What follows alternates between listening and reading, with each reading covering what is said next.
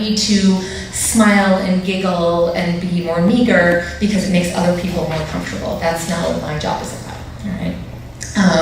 So with that, I'm just gonna turn it over to questions, comments, anything else?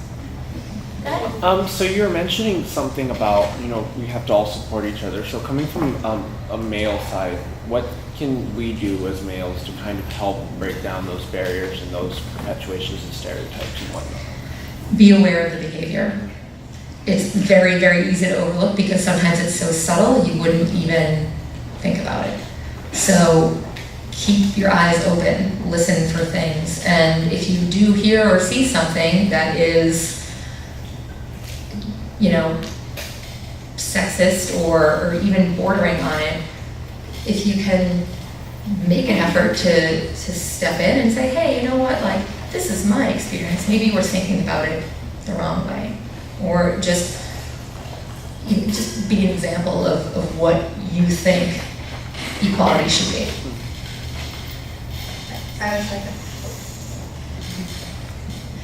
I would second that and just say also, if you see it happening to one of your colleagues, I would really appreciate it if somebody came in and was like, hey, Dr. Huck she's telling you this because you need to know. This isn't, something to help maybe make that other person aware if you see it happening. Have you ever found yourself to doubt yourself because of others? Like, for example, surgery, like, I don't know if I'll be able to do this on this large animal, or, this fracture might be more difficult, but do I have the strength to get that hip in? Or have you found yourself doubting yourself ever because of everyone else? I can't say that I have in terms of like from a surgical standpoint, but certainly from a am I welcome here? Am I considered a valuable part of this team? That's more where I think the self-doubt comes into play. I have an interesting personality in which I love to be challenged in that respect. So like if someone else doubted me, that just makes me want to do it that much more. And the second, I'm 100% sure that Dr. Little is the same way, because if I want her to do something, I basically tell her she can't. And it's worked a lot.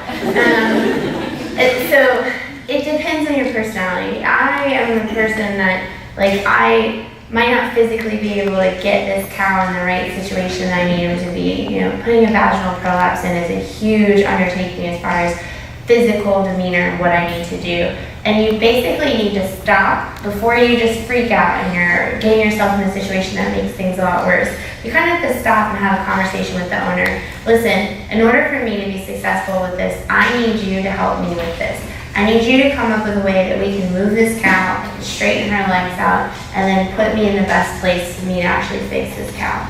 And it's all about asking for help. And I think if the doubt comes from, are they going to think that I'm not able to do this because I'm asking for help? Or can I actually finish doing this? And it's just going to be self-confidence. I mean, I think anything you do in veterinary medicine is all about you gaining your own confidence in yourself and becoming the veterinary professional that you want to become. And that's going to be whether or not you're male or female in a lot of respects there as well.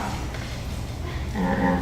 I would agree. I just would echo that. And I definitely am the same about Dr. French said about challenges. Somebody tells me I can't.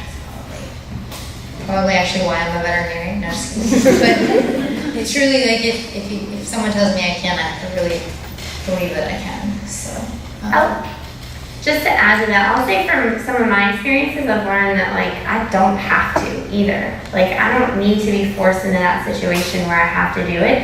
If you work for a good mentor, male or female, they're gonna be there for you to call and to ask for, hey, what would you have done in this situation? And that's something I think I would say for everyone in any of the situations you're in veterinary school and out in the profession. When you find somebody that you look up to, go and ask them what they would have done, male or female. I mean, I've gone to as many males as I've gone to females about how would you have handled this situation, and I mimic that and try to put that into how I become.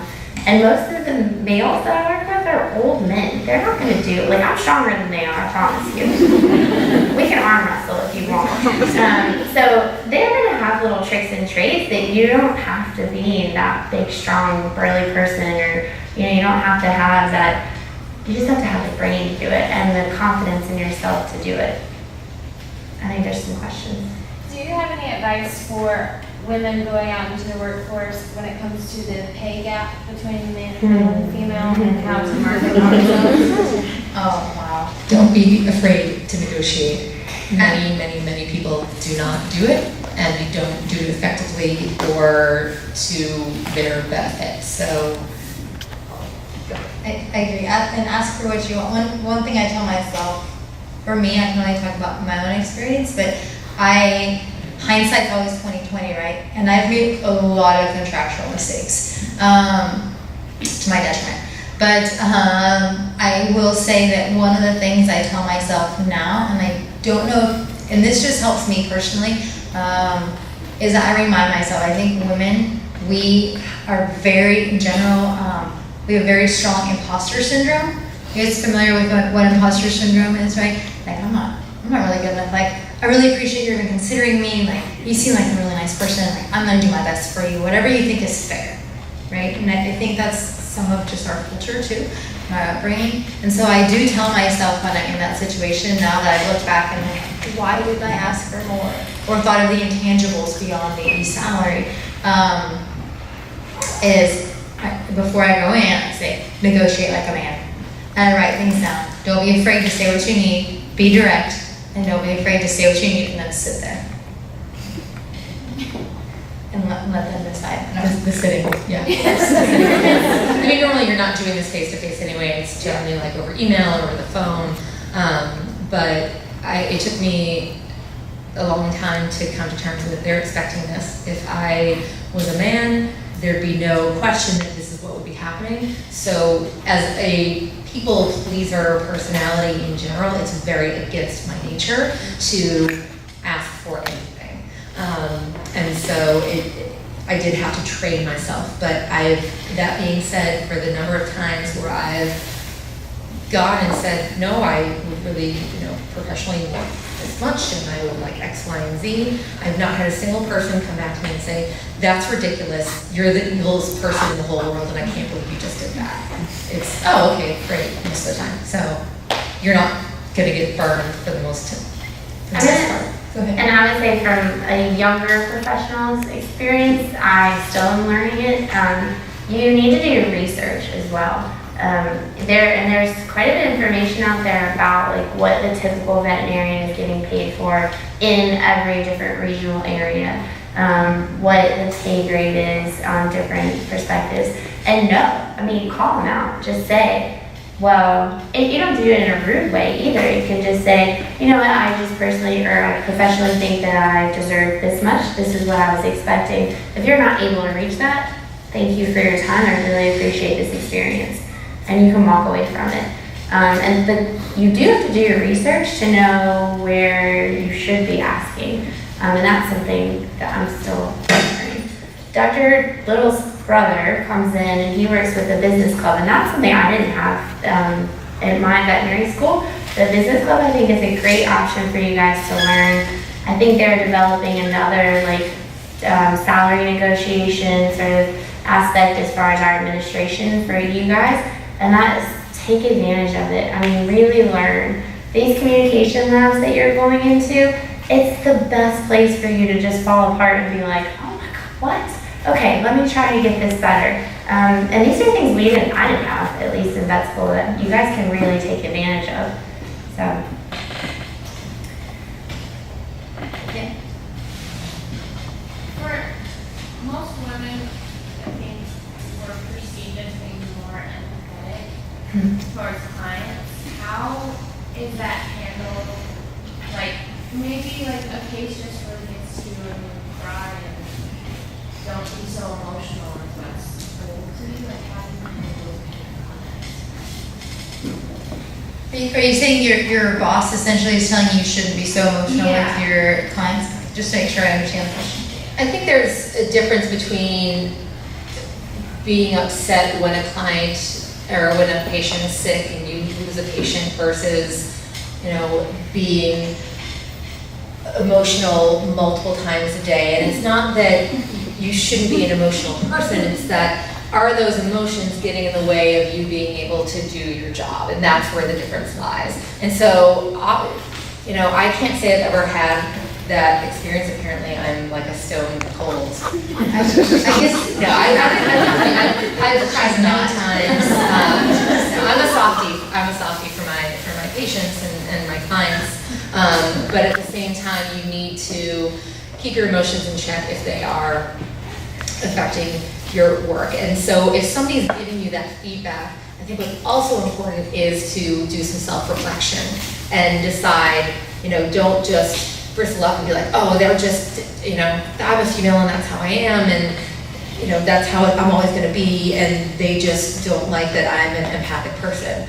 Do a little self-reflection and decide, is this appropriate for the workplace? What's happening? I would say so. Large animal people, especially the cattle population, they're not going to be super attached to their animals. And honestly, it's kind of one of the reasons that I like the job that I have, because it's more a business side and I'm helping them make money, or I'm helping them not spend too much money.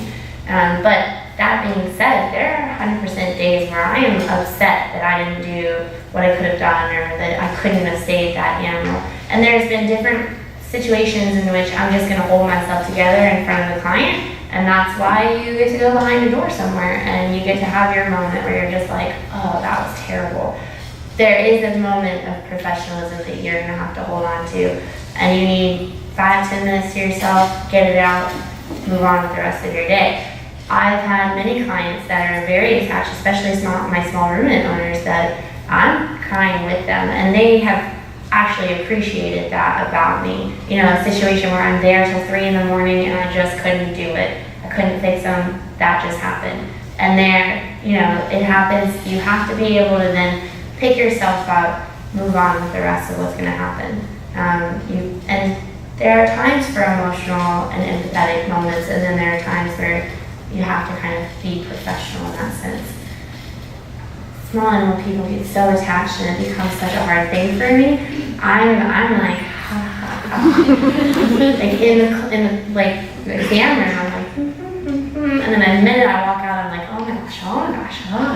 But that's where, I have a face that goes out in front of people, and then I can go behind a door for a minute and then be able to kind of move on from that. Remember you're off stage, I feel like. That's what I kind of tell myself to some extent. In some cases, I think it's great to show them that you're a human. I don't think you need to be a very plain person. You can show them that you're upset too, but there is this sort of level that you're not breaking down as if it was your animal, There's some other questions, I think. Oh boy. How do you deal with family, especially in-laws, who are not so supportive of what you're doing? Like now the husband is cooking, cleaning, and you're not doing anything. Come on. We're gonna switch it up a little. Sorry, so one more time with the question. I got a little sidetracked. She got attacked. So how do you deal with especially your in-laws, not supporting what you're doing right now? Like you're not giving them grandbabies, you're not in the kitchen anymore. That's a really good question, and I was never in the kitchen, so that was easy. Chinese takeout is the answer. But in all seriousness, I think it's a real question. I think it happens a lot. Certainly, that has to be your decision, and you and your partner's decision. And you know what? They can be upset. I can't be responsible for their happiness. I have to be responsible for my own happiness, and I think that you can have that discussion with those in-laws and say, you know what, I really appreciate your concern, your son and I, your daughter and I, whatever it is, whoever your partner is, this is what we've decided works for us, and there are a lot of people that it's becoming more and more commonplace where one person stays home, and it may not be mommy, and that's okay. And so I think just having that conversation, like, we discussed this works really well for our relationship, and we're happy and comfortable with it, and we just hope you can see that for us. And after that is their decision, for me. I will say, from my perspective, my father's a veterinarian, my grandfather's a veterinarian. They're the most supportive people I've ever been with or ever seen for anybody in any respect. And they're both like, when are you gonna have a grandkid? And honestly right now I'm like, today if I could, like, I'm ready. But it's just... That wasn't an advertisement, though. Right. Thanks, Dr. Little. It's just about you living your life, and again, having the confidence to say, this is the track I'm on, this is what I want to do. When I accomplish these goals, then maybe I'll think about it. It is